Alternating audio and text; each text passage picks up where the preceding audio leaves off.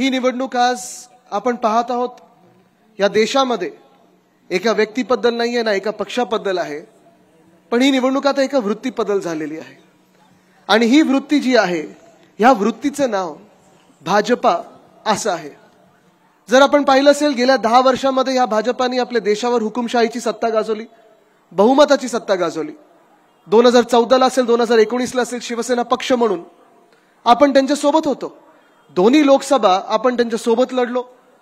आणि जर आपण पाहिलं तर लोकसभेत प्रत्येक शब्द त्यांचा, प्रत्येक वचन त्यांचं, प्रत्येक वादा त्यांचा हे आपण जनतेपर्यंत पोहोचवण्याचा प्रयत्न केला। आणि मग काही दिवसांमध्येच आपण पाहायला लागलो ज्या मिनिटाला 2014ला देखील आणि 2019ला देखील सत्ता त्यांनी बहुमताची काबीज केली। 2014ला आपल्याला आठवत असेल 282 त्यांना मिळाले होते, 2019ला 303 मिळाले होते। दोन्ही वेळा शिवसेना त्यांच्या सोबत होती आणि शिवसेना सोबत असल्यामुळे भाजपाने त्यांनी आपल्या महाराष्ट्रामध्ये जास्ती निवडणूक खेचण्याचा प्रयत्न केला नाही। हे थोडं लांब रे डास कानात आल्यासारखं वाटतं किंवा भाजपाला कोणतरी जवळ आल्यासारखं वाटतं। थोडं लांब न्या, अजून लांब न्या, अजून लांब न्या, 400 पार न्या त्यांना। आता ही जनतेची भावना आहे, ही शिवसैनिकांची भावना आहे। आणि जर आपण पाहिलं असेल 2014ला देखील सुप्रियाताई तुम्हाला मी खरोखर सांगत आहे मनापासून तन मन धन, धन हे कधी शिवसैनिकांकडे नव्हतंच। आम्ही तन मन जे काही असतं आमचं ते लावून, धन आमचं समोर बसलेलं जे शिवसैनिक आहेत ज्यांचं आमच्यावर प्रेम आहे ते आमचं धन आहे।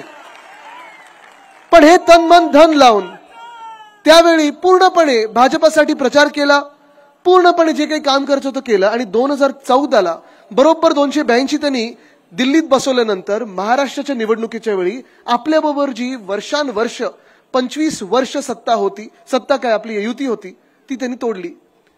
त्यांच्या लक्षात आलं होतं की भाजपचे जे सर्वे आहेत 2014ला कदाचित चांगले होते। त्यांना वाटत होतं की आता जसं केंद्रात आमचं सरकार बहुमताचं बनलेलं आहे, शिवसेनेची काय गरज आम्हाला, आम्ही इथे पण असेच बनवू सरकार। आणि सरकार बनवायला त्यांनी शिवसेनेसोबत युती जी तोडली होती, आपल्याला आठवत असेल विश्वासघात त्यांनी पहिला तेव्हा केला 2014मध्ये जेव्हा त्यांच्याकडून उद्धव साहेबांना फोन आला, सगळं काही ठरलेलं, सीटांचा वाटप ठरलेला। आणि मग फोन आला की उद्धवजी आता युती काही संभव नाही, युती आपण करू शकत नाही, आपल्याला वेगळं वेगळं लढायला लागेल।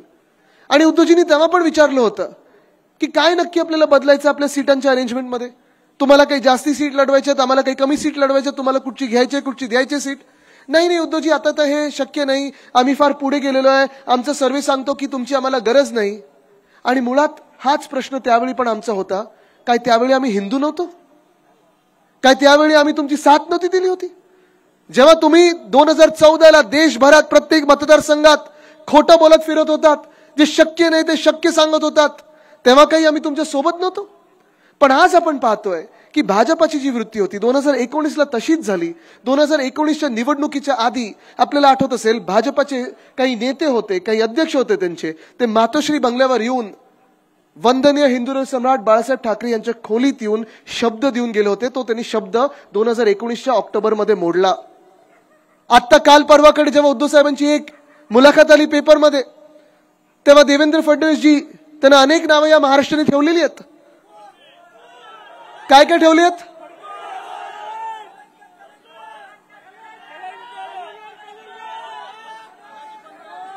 नाही ते कसे आहेत हे सांगायला विचारलं नाही, नावं काय ठेवली विचारलं मी।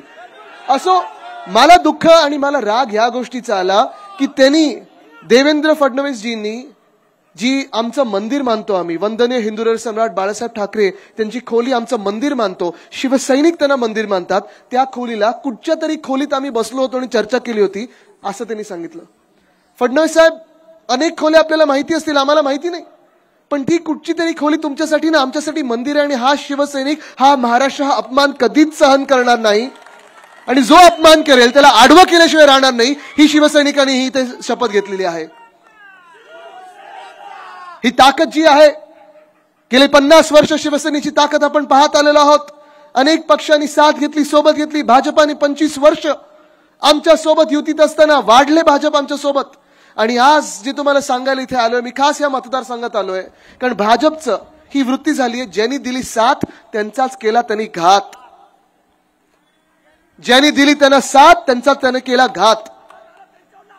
ठीक आहे, ते पुढचं जे काही लावायचं तुम्ही लावा, पण आज आपण पाहिलं असेल महाराष्ट्रामध्ये गेल्या 5 वर्षात असेल, गेल्या 10 वर्षात असेल, जे काही राजकारण झालेलं आहे, एवढं गलिच्छ राजकारण झालं, एवढं घाणेरडं राजकारण झालेलं आहे, एवढं राजकारण पडलेलं, खोटं बोलण्याचं राजकारण, गलिच्छ राजकारण मी तरी माझ्या 30 वर्षात पाहिलेलं नाही. 10 वर्षात 11 वर्ष मी राजकारणात आहे, कधीही मी राजकारण एवढं खालवलेलं पाहिलं नाहीये. साधारणपणे आपण पाहायचो अनेक लोक पक्ष बदलायचे, अनेक लोकांना सीट मिळाली नाही मिळाली, तिकीट मिळालं नाही मिळालं, आदरपूर्वक दुसऱ्या पक्षात जायचे, वेगळ्या वेगळ्या ठिकाणून निवडणूक लढवायचे, युत्या व्हायच्या, युत्या तुटायच्या, हे सगळं होत असतं. पण तुम्ही जे देवेंद्र फडणवीस साहेब ह्या महाराष्ट्रामध्ये आणि भाजपा म्हणून ह्या महाराष्ट्रामध्ये राजकारण घाणेरडं केलेलं आहे, ते गेल्या 2-2.5 वर्षामध्ये हे पूर्ण देश बघत आहे, पूर्ण जग बघत आहे. पहिलं शिवसेना फोडली, जो आमचा एक परिवार होता. शिवसेना म्हणजे एक परिवार आहे, भूमिपुत्रांच्या न्याय हक्कांसाठी, हिंदुत्वासाठी लढणारा, सगळ्यांसाठी लढणारा हा परिवार जो आहे तो फोडण्याचं तुम्ही धाडस केलं तर केलं. सांगितलं पुढे आम्हाला बदला घ्यायचा होता उद्धव साहेबांचा आणि म्हणून आम्ही केलं. ठीक आहे, शिवसेना तुम्ही फोडली. 40 गद्दार, 40 चोर, पक्ष चोर, बाप चोर, चिन्ह चोर, ह्या अलिबाबा 40 चोरांना तुम्ही कुठे कुठे घेऊन गेला होतात? गुजरातला गेलात, गुवाहाटीला पळवलं, गोव्यात तर टेबलावर कुठच्या परिस्थितीत नाचवलं मला माहित नाही. पण हे सगळं झाल्यानंतर सगळ्यात घाणेरडी गोष्ट म्हणजे 2023 साली मागच्याच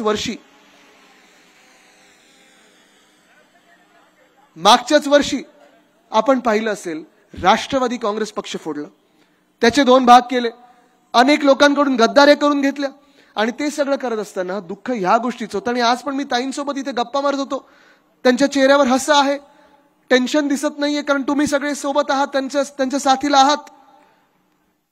पण स्वतःच्या परिवारासोबत लढणं हे किती कठीण असतं, मनापासून किती कठीण असतं, हृदयात ते किती झोंबत असतं, टोचत असतं, हे मला माहित आहे.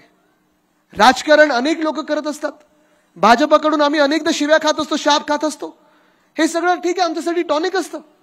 पण ताई जेव्हा आज फिरत आहेत तेव्हा कधी मला वाटत नाही त्यांच्या परिवार त्यांनी टीका केलेली आहे, समोरून जे लढतात त्यांच्यावर टीका केली नाहीये. ते सुसंस्कृतपणा ताईंनी दाखवलं ह्या निवडणुकीत. आणि पुढेही जाऊन तुम्ही विचार करा, 1 मिनिट ताईंना आपण बाजूला ठेवूया. कदाचित ताई आणि माझ्यात एक साम्य की आम्ही दोघंही आमच्या वडिलांच्या वतीने, आणि वडील पण आमचे असे आहेत की दोघेही लढतात तलवार घेऊन, दोन्ही हातात तलवार घेऊन लढतात, हातात ढाल नाहीये, तलवार घेऊन लढतात दोन्ही. पण आम्ही त्यांच्यासाठी वार सहन करत असताना आमच्या दोघांच्या वडिलांनी पाठीवर वार सहन केलेले आहेत आणि अशा लोकांकडून केलेले आहेत ज्यांना सगळं काही त्या दोघांनी दिलेलं आहे, सगळं काही दिलेलं आहे. काल परवाकडे मी नगरमध्ये होतो, आपले निलेश लंकेजी तिथून लढत आहेत निवडणूक, त्याच्याच बाजूला शिर्डीमधून वागचौरे साहेब लढत आहेत निवडणूक. त्या दोन्ही सीट आपल्याला लागतात, 100% महाविकास आघाडी जिंकते.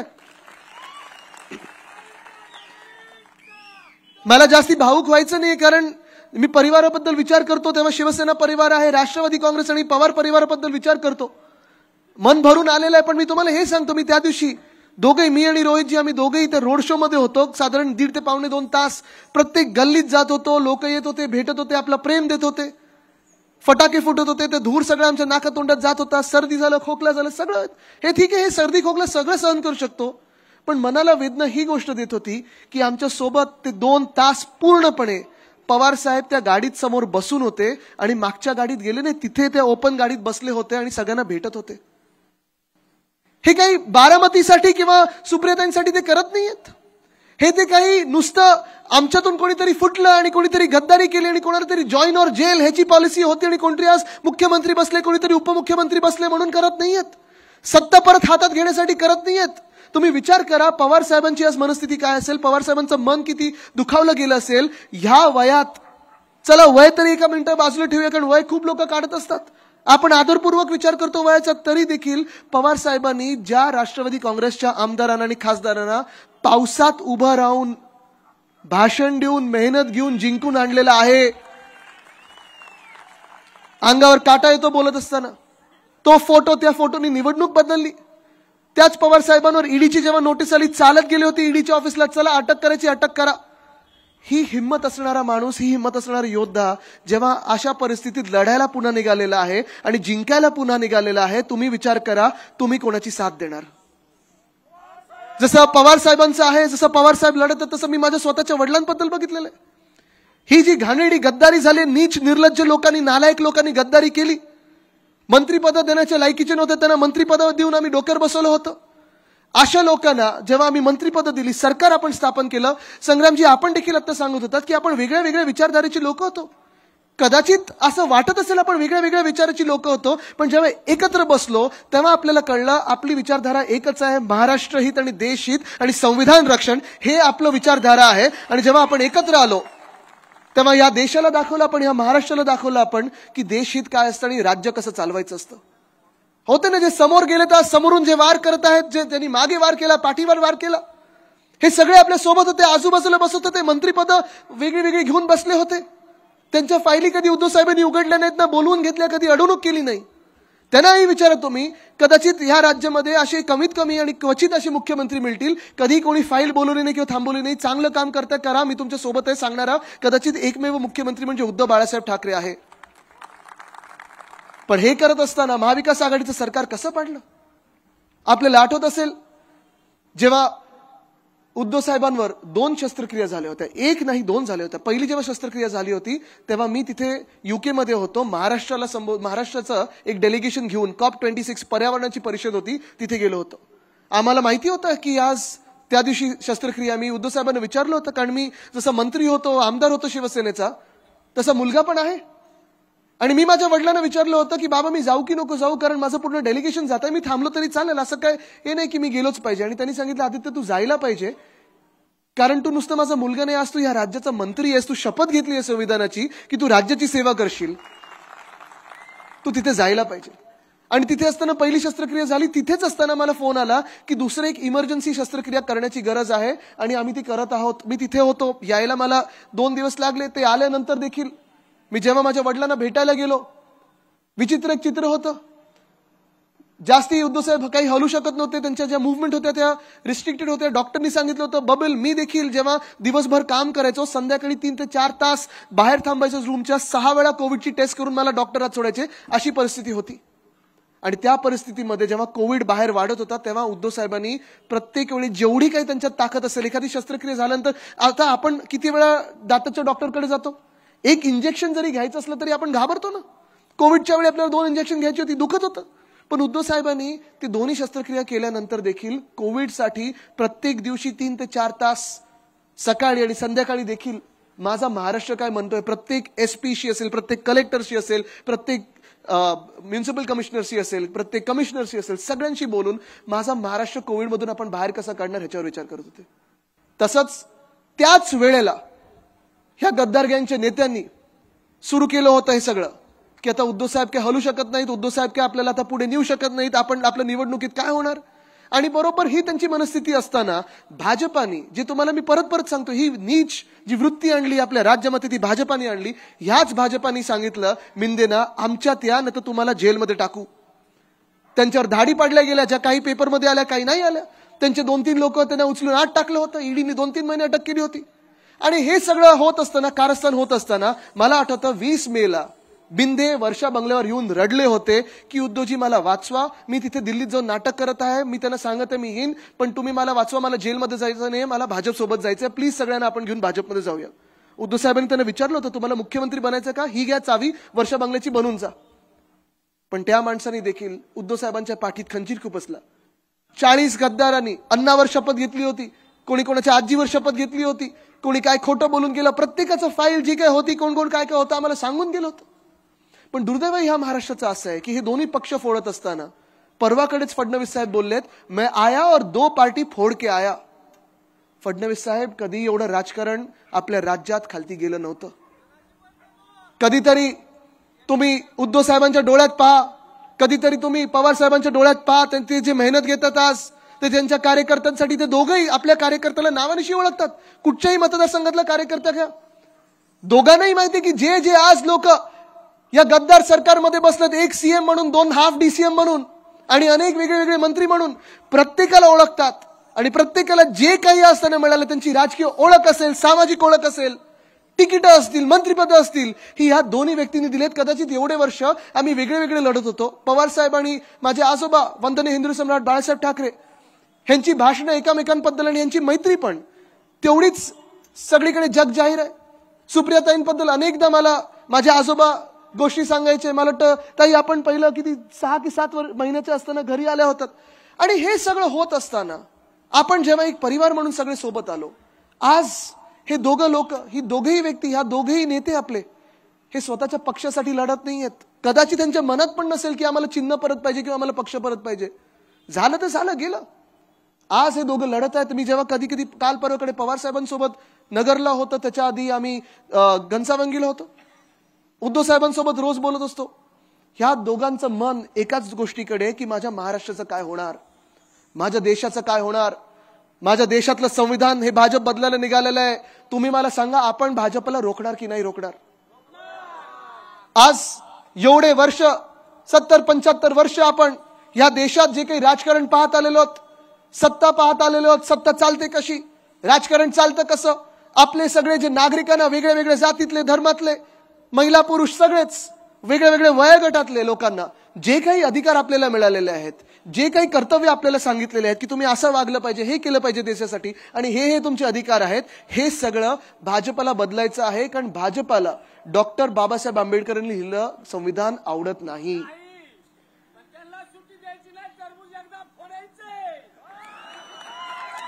काय नाव तुमचं दादा? काय नाव तुमचं? लक्ष्मणजी. असाच बुलंद आवाज दिल्लीला पाठवायचा आपल्याला. सुप्रियाताई हेच बोलणार तिथे जाऊन, आणि कदाचित कधीतरी तुम्ही पण दिल्लीला जाल. नाही, म्हणजे पक्षाचे कार्यकर्ते म्हणून आणि आमदार खासदार म्हणून पण सगळ्यांना संधी मिळत असते. शिवसेनेची हीच ताकद आहे की सामान्य नागरिकाला असामान्य ताकद दिली. आणि आज आपण पाहतोय, पवार साहेब असतील, उद्धव साहेब असतील, अनेकदा ही चर्चा करतात, तज्ञांसोबत चर्चा करतात की जे आपण महाविकास आघाडी म्हणून करू शकलो, आपल्या राज्यात तुम्ही उद्योग क्षेत्र घ्या, कृषी क्षेत्र घ्या, महिलांसाठी घ्या किंवा गरिबांसाठी घ्या, वंचितांसाठी घ्या, जे जे आपण आपल्या महाविकास आघाडीच्या काळात दिल्लीत आपलं सरकार नसताना देखील करू शकलो, ते आज इथे भाजप प्रणित खोके सरकार आणि गद्दार गँग का नाही करू शकत? आज इथे जे निर्मला सीतारामन ताईंनी जानेवारीमध्येच्या अर्थसंकल्पात सांगितलं होतं की आम्ही आता 4 जातींची सेवा करू, 4 वर्गांची सेवा करू, ते 4च्या 4 वर्ग इथे आले असतील. शेतकरी, महिला, युवा आणि गरीब. इथे जे शेतकरी, जरा हात वरती करून दाखवा मला. सगळे शेतकरी आहेत, महिला आहेत, त्यांनी जरा हात वरती करून दाखवा, युवा आहेत, त्यांनी हात वरती करून दाखवा. आणि सगळेच आपण आपलं जे काही जगणं आहे या देशामध्ये कोणाला परवडतंय का? नाही परवडतंय. पण जास्ती वेळ न घेता आज मी 2-3 गोष्टींवर तुम्हाला तुमचं लक्ष केंद्रित करू इच्छितो, आणि का तुम्ही मतदान केलं पाहिजे. जसं मी सांगितलं, ही लढाई जी आहे ही संविधानाबद्दल आहे, ही लढाई भाजपच्या वृत्तीबद्दल आहे. आज हनुमान जयंती आहे आणि हनुमान चालिसामध्ये एक ओळ आहे जी मला नेहमी, रोज मी जेव्हा म्हणतो तेव्हा मला नेहमी एक मनात ती ओळ बसली असते. राम रसायन तुम्हारे पासा, सदा रहो रघुपती के दासा. ही जी ओळ आहे ह्याच्यात निष्ठेचं प्रतीक आणि जेवढं प्रेम एकामेकांवर आहे हे दिसून येतं. आणि हे प्रेम आपल्या सभेंमध्ये, आपल्या कार्यकर्त्यांमध्ये दिसून येतं. पण हे प्रेम कदाचित त्या गद्दारांना दिसलं नाही. हे प्रेम जे जॉईन और जेल पॉलिसीमध्ये घाबरून वॉशिंग मशीनमध्ये गेले त्यांना दिसलं नाही. पण जे निर्मला सीतारामन ताई सांगत होत्या की आम्ही ह्या 4 जातींचा शोध लावलेला आहे, शेतकरी, महिला, युवा आणि गरीब. आज मी तुम्हाला विचारतो, ह्या 4 जातींमधून कोणीतरी इथे खुश आहे का? कोणीतरी खुश आहे? आपल्या महाविकास आघाडीच्या काळात जे आपण वचन दिलं होतं, उद्धव साहेबांनी जे वचन दिलं होतं की जर आपलं सरकार बनलं तर कर्जमुक्ती आपण करू. मला तुम्ही सांगा, उद्धव साहेबांनी जी कर्जमुक्ती 2 लाखापर्यंत जी केली होती ती शेतकऱ्यांपर्यंत पोहोचली होती की नव्हती? महाराष्ट्रात पोहोचली होती ना. संपूर्ण महाराष्ट्रात ज्या ज्या जिल्ह्यात मी गेलो तिथे मला सांगत असतात, कारण शेतकरी वेगळ्या वेगळ्या आवाजात बोलतात, त्यांच्या एक वेगळ्या शैलीत बोलत असतात. त्यांनी मला सांगितलं, आदित्य घरी जाऊन सांग, उद्धवजींनी जी कर्जमुक्ती आम्हाला 2 लाखापर्यंतची दिली ती आमच्यापर्यंत पोहोचली, पण ह्या नालायक सरकारनी 1 रुपयाचं आमच्यासाठी काही केलं नाहीये. आम्हाला हे पण सांगितलं सगळ्या शेतकऱ्यांनी की आदित्य घरी जाऊन सांग की जेव्हा तुमचं सरकार होतं त्या 2.5 वर्षामध्ये कोविडच्या काळात देखील नैसर्गिक आपत्ती जी काही यायची, मग गारपीट असेल, अवकाळी पाऊस असेल, सततचा लागणारा पाऊस असेल, दुष्काळ असेल, जी काही मदत तुम्ही करू शकत होता फार जास्ती नव्हती, पण ह्या नालायक सरकारसारखी 2 रुपयाच्या चेकने यायची आम्हाला जमेल तेवढी मदत केली, पण ती मदत शेतकऱ्यांच्या हातात पोहोचली. आज तुम्ही मला सांगा, सगळे इथे शेतकरी बांधव बसलेला आहात, तुमच्या आज शेतमालाला भाव मिळतोय का? खत परवडतंय का? जेव्हा तुम्ही मोर्चा काढता या मंत्रालयावर असेल किंवा दिल्लीकडे असेल, तुम्हाला काय काय नावं ठेवली जातात? शेतकऱ्यांना हे केंद्र सरकार भाजपचं बोलतं तुम्ही अर्बन नक्सल आहात, तुम्ही माओवादी आहात, तुम्ही अतिरेकी आहात, तुम्ही खलिस्तानी आहात. या अशा भाजपाला तुम्ही मतदान कधी करणार आहात का? या अशा भाजपाला तुम्ही डोक्यावर बसवणार का एकदा? तसंच मी आज युवांना विचारत आहे की जो शेतकरी वर्ग इथे बसलाय, तर तुम्ही त्यांना विचारलं की आपल्या पिढीचे जे लोक आहेत 30, 32, 35 वर्षाचे, तुम्ही शेतकरी बांधवांना, तुमच्या आई वडिलांना विचारा की त्यांना तरी वाटतं का की तुम्ही कधीतरी शेती करावी? वाटतं असं कोणाला? नाही वाटणार. कारण आज प्रश्न असं झालेला आहे, खतावर मला वाटतं 18% जीएसटी लागलेला आहे, शेतमालाला काही भाव मिळत नाहीये, जे काही प्रश्न आहेत ते सुटत नाहीयेत. मग आपण बघतो MIDC कडे असेल, IT पार्ककडे असेल, किंवा आपण सरकारी नोकरीकडे बघतो. पण आज असा प्रश्न उपस्थित झालेला आहे की नोकर भरतीचा जर आपण प्रश्न बघितला, मध्ये तर मी तलाठी भरतीचं ऐकत होतो, 200 मार्क हे पूर्ण मार्क होते, मिळाले किती? 214. म्हणजे EVM वर पेपर दिल्यासारखं आहे. हे असं जर होत असेल म्हणजे वर्षानुवर्ष जी तरुण मुलं मुली अभ्यास करून येतात, स्वप्न पाहून येतात, दिवस रात्र मेहनत करतात, त्यांची स्वप्न चिरडली जातात. आज मी तुम्हाला ह्या तरुणांना शब्द देतोय, आदित्य रश्मी उद्धव ठाकरे म्हणून शब्द देतोय की जेव्हा आपलं इंडिया आघाडीचं सरकार दिल्लीत बसेल, आपण हा कायदा पहिला आणू की जो कोणी पेपर फोडेल त्याला आपलं सरकार फोडल्याशिवाय राहणार नाही, 10 वर्षाची सजा कमीत कमी दिल्याशिवाय राहणार नाही. हे आज तुम्हाला वचन देत आहे मी. पण तरी देखील आपण पाहिलं असेल गेल्या 2-2.5 वर्षामधला काळ नोकऱ्यांसाठी, आणि त्याच्या 2.5 वर्षाचा काळ आधीचा आपलं महाविकास आघाडीचं सरकार जेव्हा होतं, तेव्हा आपल्या सरकारमध्ये आपण अनेक वेगळे वेगळे उद्योग आपल्या राज्यात आणू शकलो. 6.5 लाख कोटीची गुंतवणूक आणली. प्रत्येकाला वाटायचं की उद्धव साहेब मुख्यमंत्री म्हणून जे आहेत ते आपल्याला काही लुटणार नाहीत, हे लुटेरे जसे बसले तसे लुटणार नाहीत, इकडे चंदा द्या आणि धंदा घ्या असं होणार नाही, इलेक्टोरल बॉन्ड घेणार नाही. पण गेल्या 2.5 वर्षामध्ये तुम्ही मला सांगा, एक तरी नवा उद्योग आपल्या MIDC मध्ये आलाय का? एक तरी नवा उद्योग आलाय का? जसं माझ्या आजोबांनी त्यावेळी स्वप्न मुंबई पुणे एक्सप्रेसवेचं बघितलं होतं, ते पूर्ण झाल्यानंतर इथे हिंजवडी असेल, अनेक वेगवेगळे IT पार्क आले. आपल्या काळात देखील जेव्हा शिवसेना, राष्ट्रवादी काँग्रेस आणि काँग्रेस एकत्र म्हणून आपण काम करत होतो, प्रत्येक जिल्ह्याला आवाज होता, कारण प्रत्येक जिल्ह्याचे नेते मंत्री म्हणून तिथे होते, प्रत्येक वेगळे वेगळे नेते तिथे मंत्री म्हणून बसले होते आणि आपापल्या जिल्ह्यात चांगले चांगले उद्योग नेण्याचा प्रयत्न करत होते. स्थानिक भूमिपुत्रांना न्याय हक्कांचा जिथे नोकरी मिळायला पाहिजे त्याच्यासाठी आपण आवाज उभारत होतो.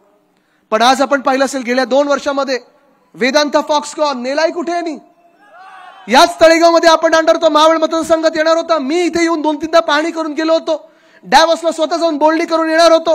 100% तो उद्योग आपल्या राज्यात येणार होता. त्याच सोबत कमीत कमी 160 वेगळे उद्योग आपल्या राज्यात येणार होते. पण ह्या भाजपाच्या मिंदे सरकारने त्यांना पाठवलं कुठे? गुजरात. नागपूर येथे मिहानला एअरबस टाटाचा प्रकल्प आपण आणणार होतो. सगळ्या बैठका झाल्या होत्या, अनेक वेगळे वेगळे नेत्यांनी त्यांना पत्र लिहिले होते. पण भाजपाने एअरबस टाटाला जायला कुठे सांगितलं? बलड्रग पार्क रोह्यामध्ये आणणार होतो. सगळं ठरलं होतं, पण केंद्र सरकारला लिहिलं पण होतं की आपली काय तयारी आहे. या भाजपा मिंदे सरकारने नेलं कुठे बलड्रग पार्कला? छत्रपती संभाजीनगर थे ऑरिक सिटीमध्ये आपण मेडिकल डिव्हाइस पार्क आणणार होतो. 100% आलं असतं जर आपलं सरकार आलं असतं. भाजपाच्या सरकारने नेला कुठे?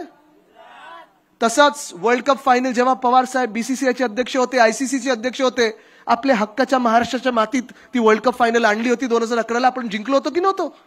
मग तुम्ही मला सांगा, ही वर्ल्ड कपची फायनल नेली कुठे त्यांनी? काय परिणाम झाला? नाही ऐकून आलं? काय बोलता तुम्ही? हो, हे तुम्ही बोलताय, मी बोलत नाहीये. पण आज मी त्यांना हेच विचारतोय, मध्ये तरी कोणी येऊन गेलं होतं महाराष्ट्रात आणि सांगून गेलं होतं की राष्ट्रवादी काँग्रेस फुटली कारण पुत्री प्रेमामुळे, आणि सांगितलं होतं शिवसेना फुटली कारण पुत्रप्रेमामुळे. आज मी त्यांना सवाल करत आहे, आपला देश वर्ल्ड कप हरला तो पुत्रप्रेमामुळे नव्हता? कोणाचा हट्ट होता तिथे गुजरातला देण्याचा? आज हा दुसरा वर्ग देखील नाराज आहे या महाराष्ट्रामध्ये, कारण सरकारी नोकऱ्या नाहीत, स्वप्न चिरडली जात आहेत, पेपर फुटी होत आहे, प्रायव्हेट काही उद्योग नाही आहेत, आणि इथे महिला मोठ्या संख्येत बसलेल्या आहेत. आज मी तुम्हाला विचारतोय, कदाचित पहिल्यांदा सुप्रियाताईंसमोर हे मी तुम्हाला विचारत आहे, ज्या राज्यामध्ये 2 मंत्री असे बसलेले आहेत, एका मंत्र्यावर घाणेरडे आरोप झालेत, त्यांना उद्धव साहेबांनी त्यांची गेट आउट म्हणून हकालपट्टी केली होती, त्यांना मिंदेनी परत घेतलंय, अशा सरकारमध्ये तुम्हाला सुरक्षित वाटतंय? दुसरे असे मंत्री आहेत ज्यांनी सुप्रियाताईंना घाणेरड्या शिव्या 17 की 18 वेळा या टीव्ही चॅनलवर दिल्या होत्या. त्यांचं नाव मला घ्यायचं नाहीये, बरोबर आहे, गद्दार आहे. पण अशा मंत्र्याला प्रमोशन मिळालं, या सरकारमध्ये तुम्ही सुरक्षित स्वतःला समजता का? या भाजपनी, ज्या देशभरातल्या भाजपनी गुजरातमध्ये बिल्किस बानोचा जेव्हा बलात्कार झाला होता, त्याच बलात्कार होत असताना त्या बिल्किस बानोची 3 वर्षाची मुलगी तिच्या डोळ्यासमोर चिरडली होती बलात्काराने. त्या बलात्कारांना भाजपनी जेलमधून बाहेर काढलं गुजरातच्या मागच्या निवडणुकीतून. त्यांची आरती ओवाळली, त्यांना हार घातले आणि त्यांना प्रचार फेरीत फिरवलं. ह्या भाजप सरकारमध्ये तुम्हाला वाटतं का महिलांचा विकास होऊ शकेल? वाटतं? आपले दैवत वंदनीय हिंदू सम्राट बाळासाहेब ठाकरेंनी आपल्याला एक शिकवण दिलेली आहे की बिल्किस बानोची जातपात धर्म कुठचाही असो आणि त्या बलात्काराची जातपात धर्म कुठचाही असो, जातपात धर्म न बघता जो बलात्कार करेल, जो अत्याचार करेल त्याला फाशीच दिली पाहिजे, ही आपली शिकवण आहे. आणि ह्याला बोलतात रामराज्य. आणि मग म्हणता म्हणता जेव्हा आपण रामराज्याचं बोलतो, सर्वांचं राज्य बोलतो, तेव्हा आज मी सगळ्यांच विचारतोय आपल्याला, जेव्हा गरिबांबद्दल सगळे विचारतात, 2014 मध्ये आपण सगळीकडे फिरायचो, जेव्हा 2013 पर्यंत काँग्रेसच्या सरकारमध्ये, युपीए सरकारमध्ये अर्ध्या रुपयांनी कधी भाव वाढला, 1 रुपयाने कधी भाव वाढला तर लगेच आपण आंदोलन करायचो. आपल्याला भाजप सांगायचं भारत बंद, की आपण शिवसैनिक म्हणून सगळे भारत बंदला रस्त्यावर बसायचो. आणि बरोबर हे भाजपवाले नकली लोक जाऊन तिथे त्या पोलिसच्या गाडीला लटकायचे आणि फोटो काढून टाइम्स ऑफ इंडियामध्ये वगैरे छापायचे. आपण लाठीकाठी खायचो. आज तुम्ही मला सांगा, 2014 मधलं जीडीपी, म्हणजे अर्थतज्ञांचं जीडीपी नाही, आपलं जीडीपी, गॅस, डिझेल, पेट्रोल, 2014ला गॅसची किंमत किती होती? आता किती झाली आहे? 400 पार नाही काय, आता आरपार झालेली आहे. परवडतं तुम्हाला? पेट्रोल किती झालंय? तेव्हा किती होतं? डिझेल किती झालंय? तेव्हा किती होतं? अहो हे सगळं सोडा, अनेक जुमले आहेत. त्या जुमल्याचं नाव गॅरंटी आता करून ठेवलेलं आहे. पण जुमले म्हणजे तुम्हाला विचारायचं झालं तर चला पटापट एक पाळच मोजूया आपण. 2014ला काळा पैसा परत येणार होता आणि तुम्हाला 15 लाख प्रत्येकाच्या खात्यात मिळणार होते. आलेत कोणाच्या खात्यात? आलेत कोणाच्या खात्यात? प्रत्येकाला 2022 पर्यंत प्रत्येक शेतकऱ्याचं उत्पन्न दुप्पट होणार होतं. झालंय कोणाचं उत्पन्न दुप्पट झालंय? या देशात प्रत्येक व्यक्तीला, प्रत्येक नागरिकाला 2022 पर्यंत प्रधानमंत्री आवास योजनेत सगळ्यांच्या घरावर छत येणार होतं. आलंय सगळ्यांना प्रधानमंत्री आवास योजनेतलं घर? नाही आलंय. आणि म्हणून आता ते जुमल्याचं नाव बरोबर गॅरंटी केलेली आहे. पण आपण तसे नाही होत. आपण वचन पाळणारी लोक आहोत. आपण कर्जमुक्ती सांगितली, कर्जमुक्ती केली. आपण सांगितलं की आपण शेतकऱ्यांना मदत करू, जर अवकाळी पाऊस आला तर आपण मदत केली. कारण आपली भूमिका ही, आपलं हिंदुत्व हे रघुकुल रीत सदा चली आए, प्राण जाय पर वचन न जाय.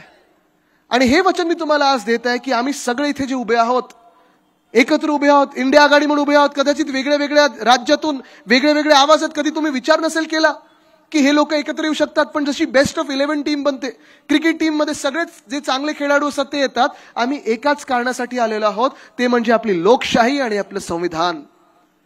आज आपल्या संविधानाला धोका आहे आणि तो धोका या महाराष्ट्रातून निर्माण झालेला आहे. आपण पाहिलं असेल ते लबाड जे आहेत, ट्रायब्युनलचे अध्यक्ष म्हणून बसलेले नार्वेकरजी, राहुल नार्वेकरजी, त्यांनी किती पक्ष बदलले? एक तर पहिला आमच्या जवळ होते, मग राष्ट्रवादीत त्यांच्या नेत्यांच्या जवळ गेले, मग आता भाजपामध्ये गेलेत.